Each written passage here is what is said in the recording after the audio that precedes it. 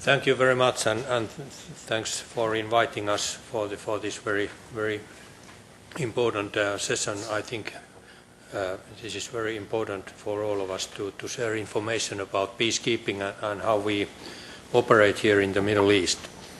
As you already heard, I'm the Chief of Staff of UNTSO, meaning I'm the head of mission as well at the same time, and I'm responsible for all activities in my operation. I will shortly brief you on UNTSO, what we do. I will start with the background and history of UNTSO, starting from 1948 and ending at the present. UNTSO is actually the oldest peacekeeping operation in the United Nations history. Peacekeeping actually started here, or actually there in Jerusalem.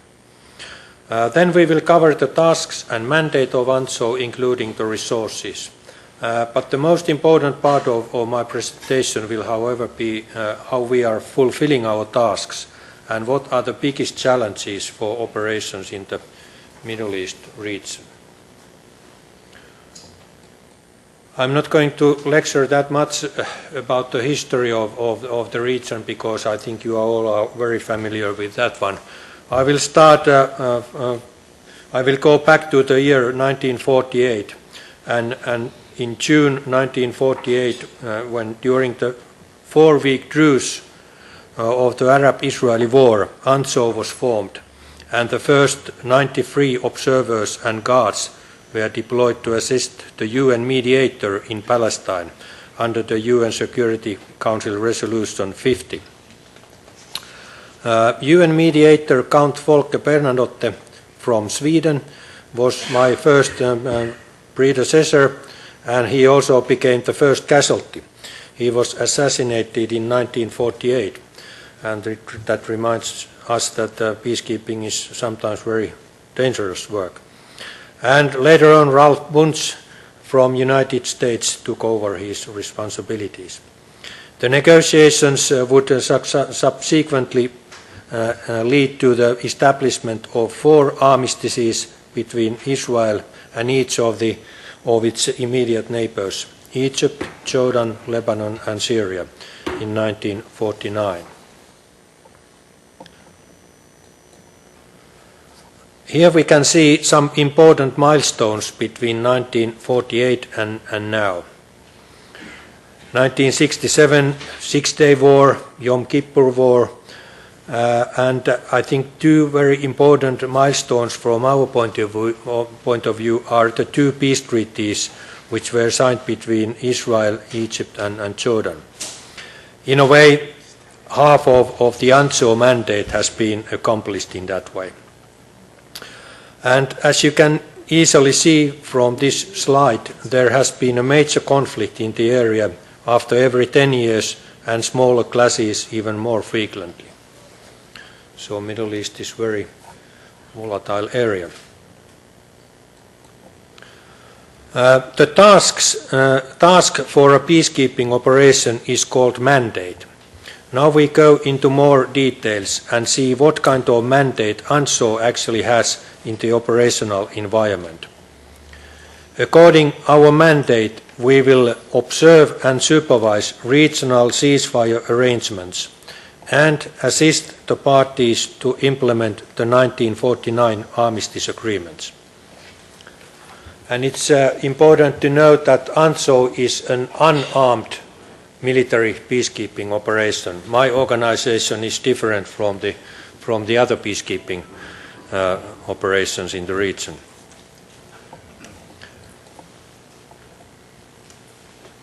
The strategic framework, that is the framework we operate, is the basis for all the UNTSO functions. First of all, the armistice demarcation line, the famous green line, is the only formal point of reference towards internationally recognized borders in the region. However, given that Israel and Lebanon are at the state of war, the UN-sanctioned blue line in the north is the line used currently as the point along which both sides operate. It is based on the original Green Line, with both sides still disputing minor differences in terrain. UNTSO's mandate is regional, which is very important, yet it does not include the Israeli-Palestinian issue. That is because the PLO and now the Palestinian Authority were not the parties to the 1949 armistices. In that way, mission area reaches over the whole region and provides a theater-wide concept for peacekeeping, which is, from our point of view, a very important fact. Also, UNTSO has also a permanent mandate, which doesn't need to be renewed. In that way, task of the operation is more flexible and wider than in the interim peacekeeping missions, like UNDOF and UNIFIL. The task is at the same time also vulnerable and fragile. The other element in our strategic framework is also that we have a regular budget. It is forecast using the 2-year cycle, unlike the other peacekeeping operations who receive their budget from the peacekeeping operation budget on an annual basis. So how are we fulfilling our tasks and what are the core functions of UNTSO? First of all, UNTSO engages in regional dialogue covering 5 countries in the region. Is a strategic level political military actor on the region and brings in that way added value in the UN system. And that is the regional aspect. We also provide UNDOF and UNIFIL with qualified military observers. The observers under operational control of respective force commanders, meaning that they give the tasks to these observers in their areas. At the same time, UNTSO looks into future cooperation with the UN political entities. That is because the responsibilities are mutually supporting each other.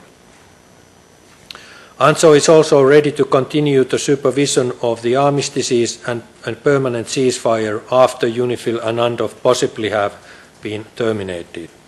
I don't think that it's likely, but there is a possibility. Or in the case of possible future Palestinian state.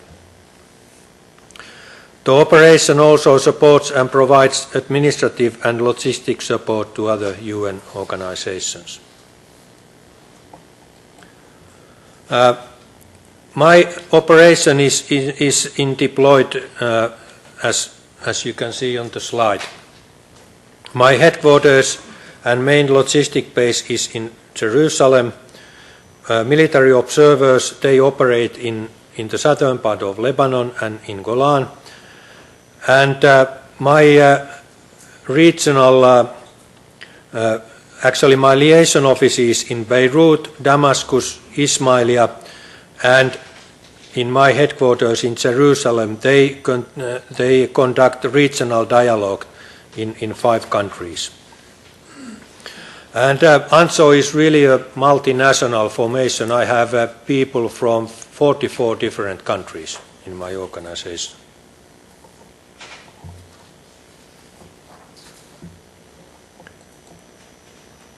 Okay, then a couple of current issues. First, the situation in the Middle East from my point of view. From a purely armistice supervision point of view, the situation in the region is stable. The size and composition of host nation military forces located in the border areas is in accordance with various agreements and treaties. However, there are a couple of overarching issues that have an influence on our work. I just list them. I'm not going to go into any details. Firstly, I would like to mention Arab Spring or Arab Awakening, as some people call it. Secondly, escalation, the probable military escalation prompted by the Iranian nuclear program. Thirdly, unresolved Palestinian-Israeli conflict. Fourthly, the sharing of energy resources in the region. Traditionally, water has been the issue, but I think energy is more and more the issue as well in the region. And fifthly, the overall situation in Syria. Then a couple of comments on other issues. First, the consent of 5 host nations is really needed because my operation operates under the chapter 6 of UN Charter. And sometimes it is a challenge. The mandate and also immunities and privileges of peacekeepers are tested regularly. Often the expectations exceed the mandates of UN peacekeeping forces. The parties and people lacking information of our mandate tend to think that United Nations is here to protect them from the other, and the UN is primarily responsible for solving their problems. Protection of civilians is a very timely issue as well. It is vital for my operation to keep in mind the so-called CNN effect that is very important for observer missions. It really emphasizes the importance how we manage information.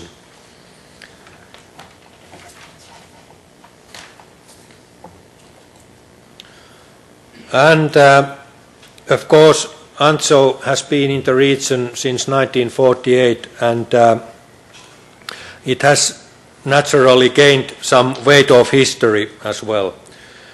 Also, the static characteristics of the operation is sometimes a burden.